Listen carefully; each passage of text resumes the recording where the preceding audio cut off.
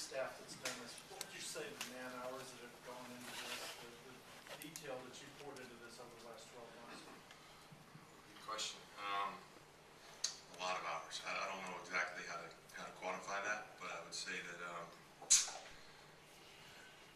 our scouts have full-time jobs, not part-time jobs. What do you, in your estimation, what's the likelihood that the Magic tomorrow night only select 4 and 12, and that's all you do? Tough to say. You know, everything's really fluid at the moment. So I think there's a possibility that we could select at 4 and 12. I think there's also a possibility that some or both of those picks could be in play. So our job over the next however many hours till the draft is to prioritize what we feel is the best opportunity for us, and then try to go ahead and capitalize on that. You call the next 24 to 30 hours hectic, or how would you describe that? Just busy, just very busy, and I think the key at this point in time is to have a good prioritization process, which is to make sure that all these different things that are coming in and out, we need to do a good job of making sure that we stick to our priorities and our principles. How much do the events of the past week with Joel Embiid, to a lesser extent, Sarge, influence what you may have already had in your mind? Yeah, I think it makes an unpredictable night even more unpredictable, is how I would categorize it. Rob, back here. Obviously there's always pressure to produce and whatnot, and the last 2 years have obviously been a rebuilding process. Where do you think does the pressure kind of amp up, if you will, come this season, given that you are expected to have more pieces in place, and obviously there's the natural deal with fans that they've got a patience level that can only go so far, if you will. Sure. I think big thing for us is to just stay the course. Continue to add to the team, continue to improve the team, and to do it in a fashion that allows us to show improvement, allows us to play in more meaningful games next season. But at the same time, we don't want to skip steps. We don't want to compromise our vision, which is to build a competitive team for a long time. So if there's an opportunity that's out there that will allow us to speed that up, great. If not, I think the onus is on us to continue to chip away and stay disciplined. What's your philosophy on drafting injured big men? Depends. On what? Depends on a lot of factors. Depends on a lot of factors. We treat every case and every circumstance different. So it's going to be all relative to the multitude of factors that are in play. Has the team received Joel Embiid's medical reports? I'm not going to comment on what information we have, but I will say that we do have information, and we're analyzing it, and we'll continue to look to gather more information leading up to tomorrow night.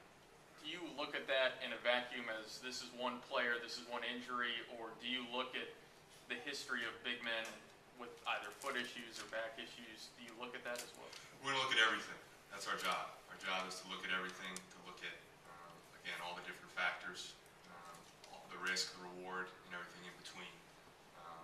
And we got to make the best decision for our team. So whatever we feel that is, we'll go ahead and do that. Are you looking for 2 players that can contribute now, or could this be one of your selections be somebody who you may not get for another year or 2 because of commitments to playing overseas or injury? Yeah, I think it's relative to who's on the board when we're picking. So we're not going to confine ourselves to we need someone who can contribute right away, or we need someone who may be more of a long-term play. It's going to be a decision that's relative to what's available. So we're open to both.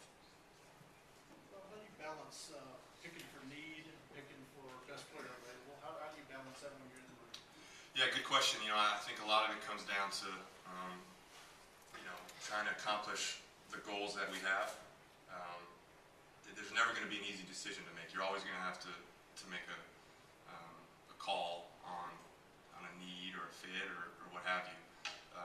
So it's a balancing act, and a lot of that I think plays into the overarching vision, which is to make sure all the different pieces fit one another and complement and help one another. So that's the strategy we'll use to try to make that decision. Rob, have you and your staff seen Dante Exum play enough in order to make an educated decision on whether to draft him if he's available? Yes. In your mind, Rob, are other teams more willing to deal this year? Has there been more talk than what you've seen in the past? You know, I'm not sure. I can't speak for the other teams. But I know that we've had a lot of discussions with teams. I think my guess would be most teams have had a lot of discussions with other teams. That's what happens this time of year. So I would categorize the chatter as appropriate for this time of year. So from your perspective, you've been involved in a number of drafts. How does this one compare leading up to today with other drafts that you've been involved with in terms of chatter and, just... I'd say about the same. Yeah, about the same. How strong is this draft relative to other drafts? There's talk this is the most deep draft since 2004. To be determined. Ask me that in 3 to 4 years. I'll have a much better answer for you. I think every draft is relative, and I think a question to ask is we don't know. We don't know exactly what this draft will become, and the question is when will we know? And I don't have an answer for that. I think it's to be determined.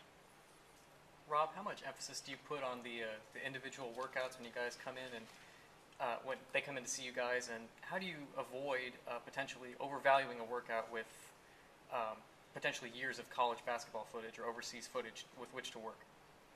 Just try to use the right perspective. It is a valuable piece to the puzzle.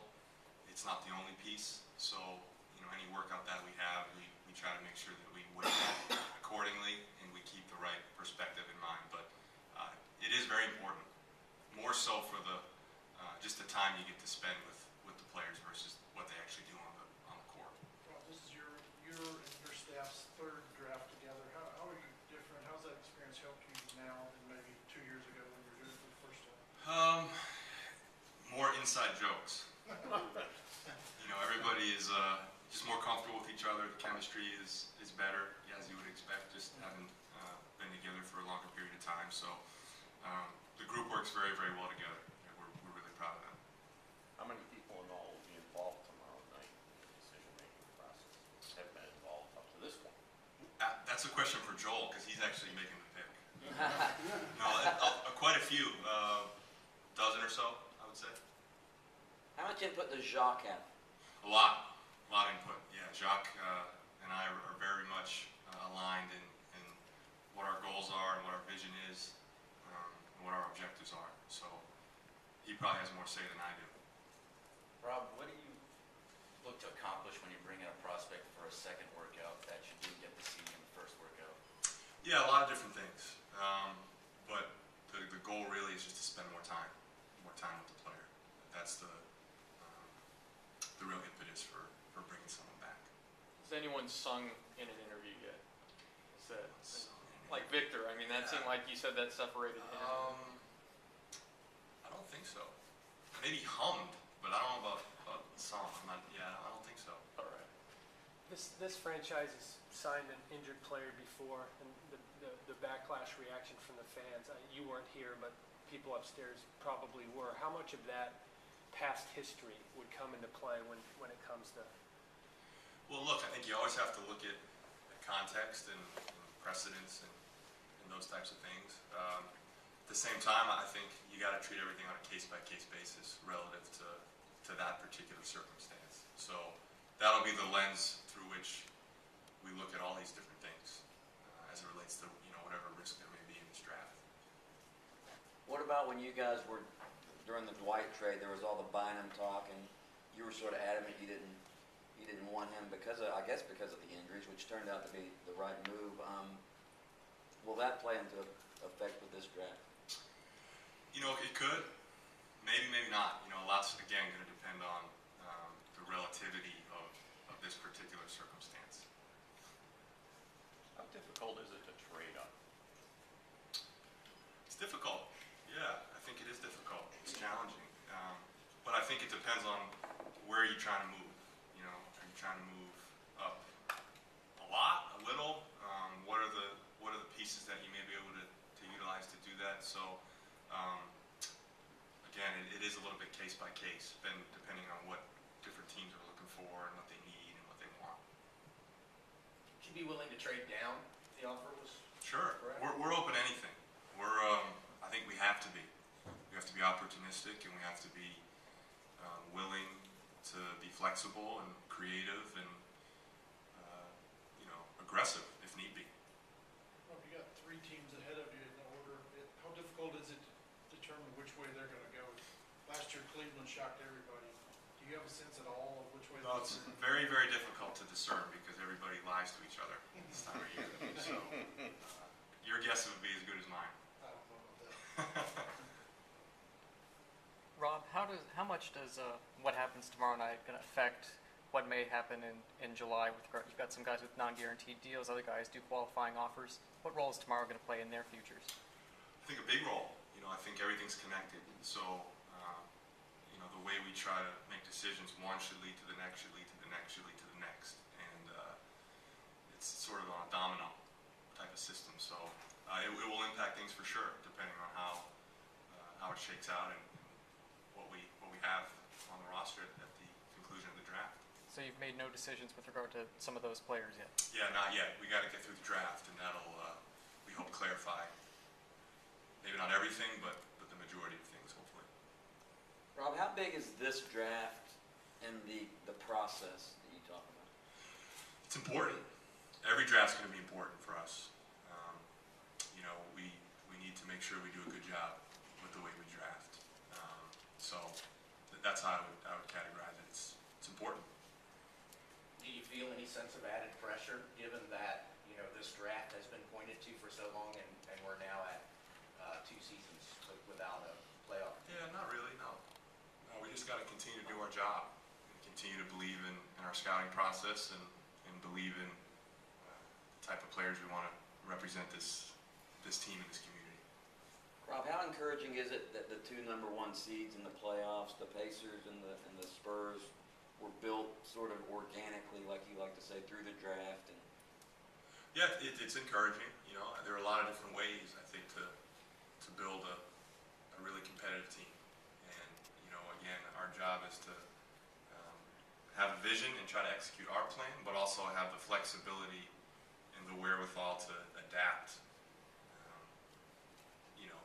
and follow a different path if needed, or if that's the path that is created for us.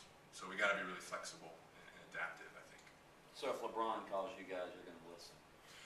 We'll get to free agency after the draft, and I can assure you that we'll explore every option that's available to us.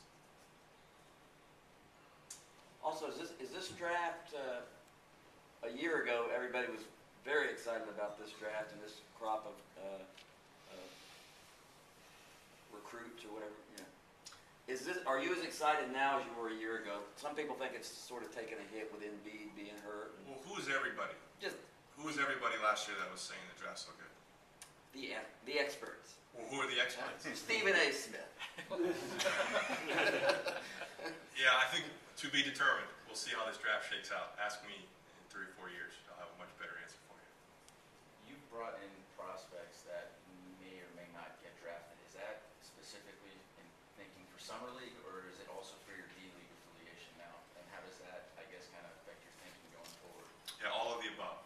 All of the above. So we bring in guys that we're looking at to draft this year. We may bring in guys that may be a little out of our range, but we may be trying to get another pick to draft. We may be looking at guys for our D-League team or our Summer League roster or training camp. So it's really a combination of all those things. Rob, how much interest has Aaron Flalo drawn on the trade market? Again, not going to comment specifically on things of that nature, but I can tell you that our players have value around the league, and we take pride in that. And it's our job to listen. It's every team's job to listen and to explore ways to make their team better. And we need to do the same.